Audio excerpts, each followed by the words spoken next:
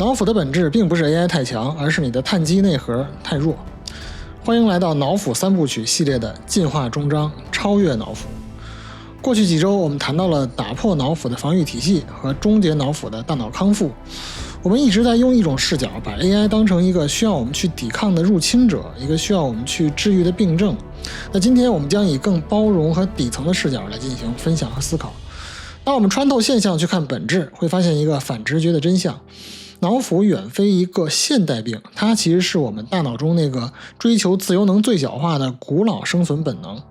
这个本能曾让我们的祖先在荒野中存活，但在今天呢，它却被算法这个最聪明的作弊器前所未有的激活和放大了。脑斧的本质并不是 AI 太强了，而是一部分人的碳基内核太弱了，撑不起这一套强大的硅基外骨骼。弱者在温床里萎缩，而强者在机甲里进化。我相信正在看这期视频的你或多或少已经意识到了这一点。AI 不是敌人，而是我们这个时代最强大的赛博意志。问题并不在于要不要用它，而在于如何是与 AI 共生的最佳实践，让它成为你进化的机甲，而不是成为你萎缩的温床。这期内容就是写给您这位进化者的实践指南。按惯例，我将本期的精华内容整理成随时可以练习的碳硅协作操作手册 Notion 版，放在评论区。我是 Mind Hackers 的老卢，我的频道帮你科学思考，探索内心，并把知道真正变成做到。要搞清如何实践、如何进化，我们必须先花2分钟理解一下驱动我们人类物种的2种完全相反却又同时存在于你我体内的古老本能。那第一种本能是向下的引力，它由神经科学家 Kyle Friston 的自由能原理所揭示。你的大脑就像一个黑暗房间里的侦探，极度厌恶意外，疯狂追求确定性，而预测误差降到绝对0的终极状态恰恰是死亡。无论是社交媒体的算法，还是你每天使用的 GPT、豆瓣、Gemini 这些 AI 的助手，都会通过精准喂养把你关在一个0意外的回音室里，让你在生物学层面上无限接近于一种甜蜜的活死人的状态。这就是把我们拉回温暖子宫，拉向精神寂灭的重力。它甚至暗合了宇宙的底层法则熵增。它真实且强大，是我们刻在基因里的热力学宿命。但是我们还有第2种本能，一种向上的推理。它由哲学家 Andy Clark 的扩展心灵论所定义。扩展心灵论是当代哲学和认知科学领域绕不开的重要理论突破。它的认知可延伸至外部可靠工具的核心主张颠覆了传统心智观，而天生赛博格作为该理论影响深远的具象化阐释，早已成为了学界探讨人际关系的核心议题，深刻揭示了人类和工具共生的本质。那 Clark 告诉我们，人类从诞生之初就是天生的赛博格。从我们的祖先第一次拿起一块石头当作武器那一刻开始，我们就从未停止过用外部的工具来扩展我们的肉体和灵魂。像文字是我们最初的外部记忆，汽车呢是我们最初的外骨骼，望远镜则是我们最初的感官延伸。我们渴望延伸，渴望超越肉体的局限，渴望对抗那股向下的引力。从某种意义上来说，我们体内那股向上的推力就是 Sisyphus 的勇气，明知巨石仍旧会滚落，还是一次一次将它推上山顶。老卢真心认为，在无意义的宇宙中创造意义的倔强，这就是人类的黄金精神，这就是写在我们基因里向上生长的推力。所以超越脑斧就是我们体内这2种本能的终极战争，是用你作为天生赛博格的进化本能去对抗你作为节能生物的生存本能，是用扩展的欲望去战胜躺平的欲望。那么下一个问题就是，我们要如何赢得战争，如何去超越脑斧？您需要的不是几条生活建议，而是3条最基础、最原始、必须内化于心的 AI 协作法则。这3条协议，老卢和 AI 已经多轮讨论和打磨后定稿。我将通过下边这些具体的练习，帮您逐渐将这套协议去髓鞘化，也就是刻进您的大脑神经回路，成为您的第2本能。您不需要整块的时间在通勤路上、会议间隙用您的任何 AI 助手终端就可以随时去练习，把每一次和 AI 的互动都转化成一次对您碳基内核的强化训练。当您真正内化成习惯之后，就可以自然地迁移到您工作和生活的任何关键决策上，完成从知道到做到的闭环。首先，第1个协议关于我们人类对 AI 的否决权。AI 的本质是一个基于海量数据进行概率计算的引擎，它永远在寻找那个最平庸、最可能的答案。而人类智慧的闪光点恰恰在于我们可以超越概率，基于我们模糊的直觉和独特的价值观，去选择那条貌似应该发生的、充满不确定性，但却有可能通往伟大的道路。所以合理的合作方式应该是请 AI 去负责头脑风暴和精密计算，而人类则通过我们的品味、洞察去选择和规划。所以我们必须具备一个强烈的意识，我们具有对 AI 的否决权。那这篇稿子在用 Obsidian 写作的过程中，包括这句话本身，老卢就在时时刻刻地进行实践。我们先来看一个个人认知层面的例子。第一步，请提供一个你真正关切的问题或者核心信念，比方说我坚信我的成功主要源于个人努力，而非运气或者时代的红利。让我们一块和 AI 来做这个演习，请您打开任意的 AI 助手，输入刚才的问题，然后请 AI 反馈具体的3条认知偏差范例。那第二步呢， AI 助手肯定马上给你生成一篇报告，让你坐立不安。这时候请你动用你全部的自我认知，启动您的否决权，去审视这份报告。它是不是引用了研究文献？那这些文献是否可靠，是真的？它的批判有没有以偏概全？那这个结论是不是真的动摇了我的核心信念？我是否真的愿意全盘去接纳它？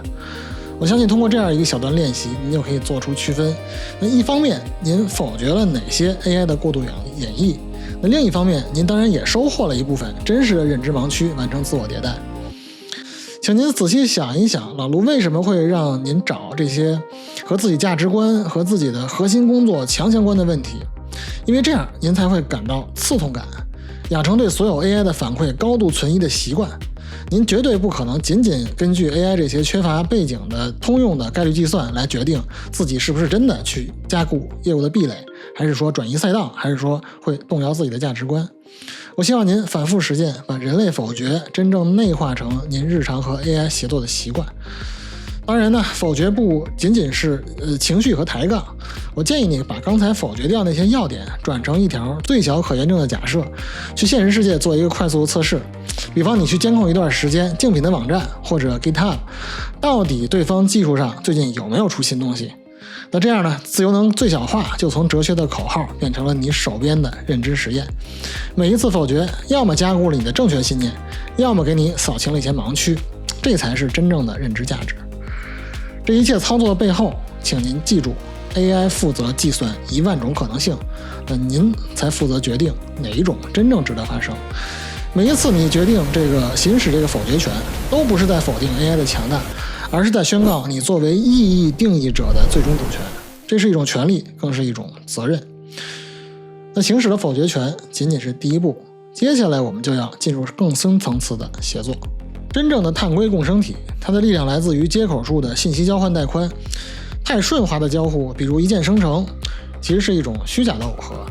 它的信息流是单向的、低带宽的，你的大脑就会像一个被动的宿主正在被寄生。而真正的深度耦合、高保真耦合必须伴随着摩擦力，就是多轮次的充满挑战和修正的博弈。那这种摩擦才是信息双向高密度流动的证明。其实协议2这部分一直难产，我设计了好几稿，但依然都不太满意。我想到不如在这一部分我打破第4面墙，来给大家看看老卢的工作后台，来一次深度耦合的现场直播。那这次脑斧 3.0 的文案在改第5稿的时候，我总觉得架构不太稳，素材上也有些小问题。我想听听不同的意见，所以我就跳出了平时在 Cherry Studio 里边多 agent 这个标准的 SOP。一般来讲，我都是在 Obsidian 里和 Copilot 插件来配合，重构和打磨 agent 写作大师给我提供的原材料，然后我改完之后再去给主编审稿。那这次呢，我直接拉上了我的原 agent 老张，而且还是在网页端非正式的沟通，就好像我在公司跳开我的主编，而是跟我的首席幕僚跑去小酒馆私下勾兑。首先是打破惯性，我给了老张最新的稿子审，老张按惯例寒暄之后，反手给了我一个85分，说是未达预期。他提出了3-4个具体的修改建议，包括大家刚才听到的活死人这个比喻，我改成了甜蜜的活死人，以及第3章案例需要进一步升维这些意见。我客观地评价了老张的这些反馈，虽然有些尖锐，但这些摩擦力呢，逼着我必须去思考和优化，我也选择性地做了一些采纳。那紧接着是关键的认知握手。我原本的稿子理论架构其实只有向下的引力，也就是 Friston 的自由能原理，解释了为什么我们有脑斧的这个惰性。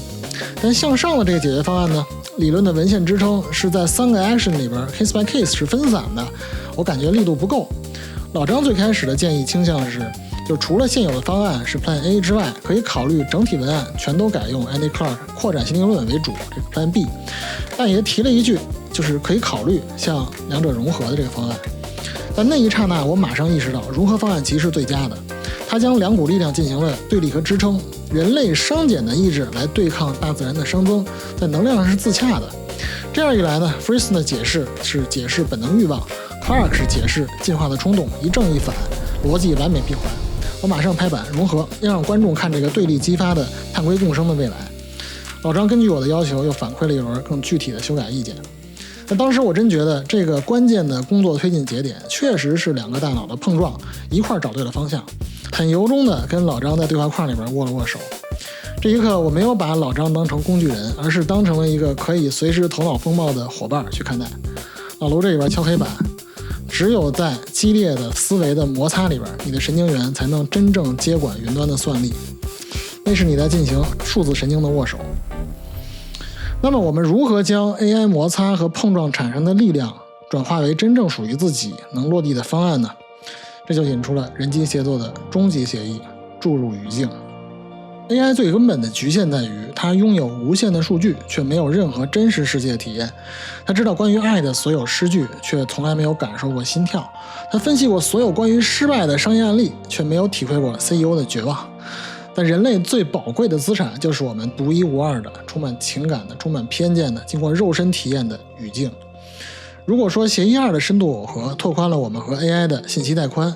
那么协议3的语境注入则决定了这些信息将流向何方，用于何处。它的核心是你必须将你最独特的个人上下文、你的资产、你的约束、你的真实的处境，作为最关键的生产资料注入到和 AI 的协作流程里。好，理论讲完，我们直接来看一个刁钻的实战案例。那这次我们要帮一个勤奋但疲惫的自媒体创作者解决他最具体的痛点，如何利用午休1小时高效地完成知识的内化。第一步，我们给 AI 明确的角色和具体数据。我会告诉 AI， 请你担任我的个人系统架构师。我的情况是全职自媒体，痛点是在项目制的工作切换以后，想用午休去学习，但是精力跟不上，状态很差，因为我每天只睡5-6个小时，午休却只有1个小时。请你基于反计划谬误这个原则，帮我设计一个落地的知识内化启动协议。我们看一下 AI 的回复，它是不是真的基于我提供的职业、痛点、时间和状态这些情境要素来构建一个方案。那他提出的这些方案呢，是不是直接针对了精力跟不上和状态差这两个致命的约束？那好，我们来看 AI 给出了第一版方案，这一个结构清晰的极简午休微学习系统，这还是一个不错的通用版解药。但我们大家仔细看看，它让你创建午休盒、